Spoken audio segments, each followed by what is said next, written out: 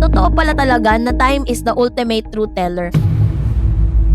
And those stories attached to them are entirely made up.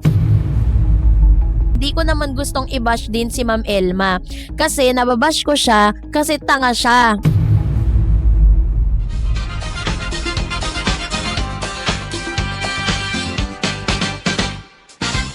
Miss Elma, no, matapos po mag-viral ang kanilang hiwalayan ni Sir Gavin, ay muli na naman po na nag-trending itong si Elma, kung saan lahat po ng mga simpatya ng tao ay talagang na kay Elma ngayon dahil matapos niya pong i-post ito. Sabi, ni-repost po kasi ni Miss Elma to doon po sa kanyang TikTok account na lalo pong nagpa-curious sa maraming manonood. Sabi niya dito, totoo pala talaga na time is the ultimate truth teller.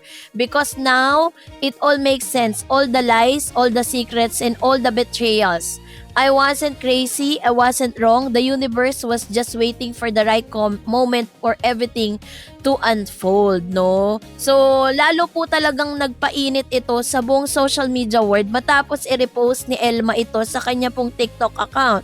At muli na naman pong naungkat ang isang post, no? Ito pong si Corpus Jasmine. Basahin ko. Sabi niya, this is really a long post, no? Sabi niya, ito, lumabas din. Sige, ipagtanggol nyo sa Sir Gavin. Lumabas din ang issue nila. Matagal ko nang alam yan. Ayoko lang sa akin mang simula. Ngayon, malalaman nyo kung bakit galit na galit ako kay Sir Gavin. At almost 2 years ko na siyang binabash sa lahat ng post niya. Ako lang naman ang kapatid ng boyfriend ni Ira Lindsay Milares. Opo, totoo lahat yan. Ang kuya ko, mahal na mahal yang babae na yan. Kaya pala nanlamig ang babae kasi may nagpapainit na si Sir Gavin. Sobrang depressed ang inabot ng kuya ko sa kakaisip ng mga yan. Yung Macau nila, totoo yun. Kasama ni Gavin ang magaling na ex ng kuya ko. Yung nagcha-challenge sila na aalis mag-isa. Kasama din Gavin and ex ng kuya ko. Nagbagyo si Gavin mag-isa at LU. Magkasama din sila. At ang pinaka-latest na alala nyo nung nag-shoot sila ng Hikari Products, maaga umalis si Gavin sa kanila at pumunta na sa Manila para kitain yung babae. Naisabay lang niya yung pagbili ng bag na niregalo niya kay Ma'am Elma. Napansin nyo, iniwan niya si Ogag kahit may sasakyan sila. Mas pinili niyang sasakyang angkas, hindi dahil late na siya sa shoot. Late siya kasi sinulit niya ang oras niya sa ex niya ng kuya ko. Todo pabango pa siya. At sinasabi niyang mabaho siya. Nagpabango siya kahit kapit na kapit sa katawan niya ang pabango ni girl. Masayang masaya siya. Sabi niya, hindi ko naman gustong i-bash din si Ma'am Elma. Kasi nababash ko siya kasi tanga siya. 'Di ba? Matagal na niyang alam yan. Pinili niya pang magpakamanhid. May pasakay-sakay pa sa helicopter.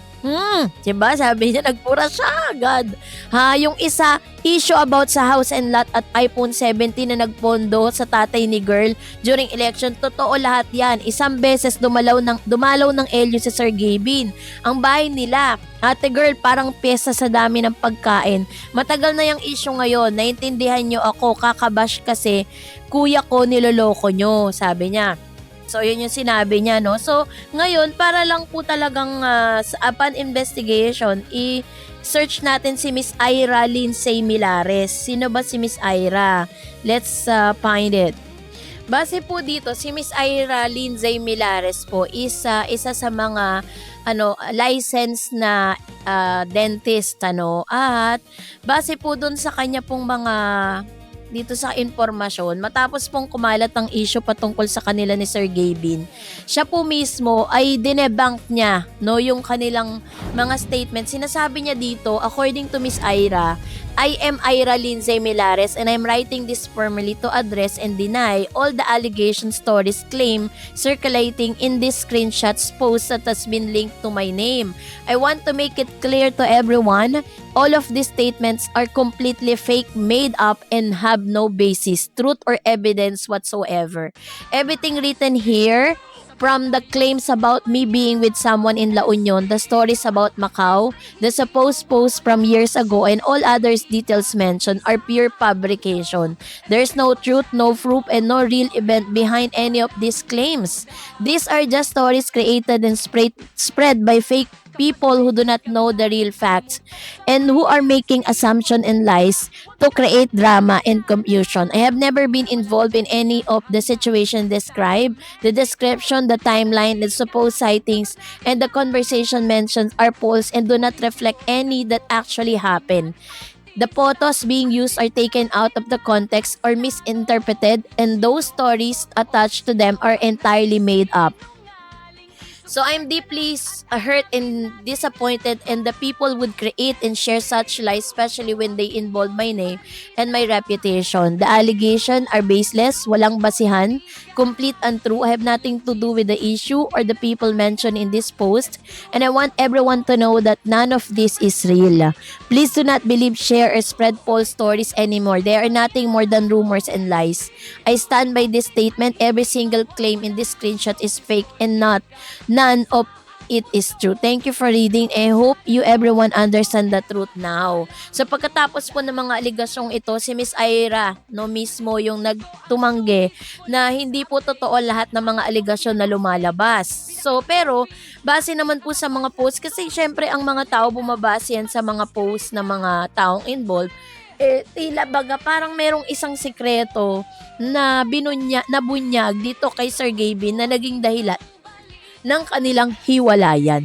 So, yun po yung ilan sa mga naging usapan sa social media. So, kaya sa ngayon is lahat po ng mga lumalabas sa social media, lahat po yan purely speculation pa lamang. Kasi wala naman po tayong naririnig na truth about kay Elma, kaya kay Sir Gavin, kung ano ba talaga yung pinagmula ng kanilang issue.